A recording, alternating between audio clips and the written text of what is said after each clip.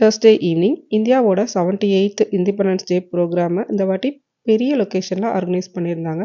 Last year வந்து ஒரு குட்டி லொக்கேஷனில் தான் ஆர்கனைஸ் பண்ணியிருந்தாங்க. எங்களுக்கு அதை பற்றி தெரியாது. எதிர்ச்சியாக காரில் போகும்போது தான் பார்த்தோம். பார்க் பண்ணுறது கூட இடம் இல்லை. அதனால் வந்து அந்த ப்ரோக்ராமை மிஸ் பண்ணிட்டோம். நம்ம மக்கள் இப்போ வந்து நிறைய பேர் இருக்கோம் இல்லையா, ஒரு குட்டி இந்தியாவை கிரியேட் பண்ணிகிட்டு இருக்கோம். ஸோ அதனாலயான்னு தெரியல, இந்த வாட்டி வந்து கொஞ்சம் பெரிய லொக்கேஷன், அது போக வந்து ஸ்டேட் வைஸ் வந்து டான்ஸ் ப்ரோக்ராம்ஸ்லாம் இருந்தது. அப்புறம் ஃபுட் ட்ரக்கு, ஸ்டால்ஸில் வந்து ஃப்ரீயாக பேகு, இந்த மாதிரி விஷயங்கள்லாம் இருந்தது. அப்புறம் பசங்களுக்கு வந்து ஃபேஸ் பெயிண்டிங்லாம் போட்டுக்கிட்டு இருந்தாங்க. பெரியவங்க கூட நம்ம கூட போட்டுக்கலாம். ஒரு சில நியூஸ் எல்லாம் மனசு கஷ்டமாக தான் இருக்குது.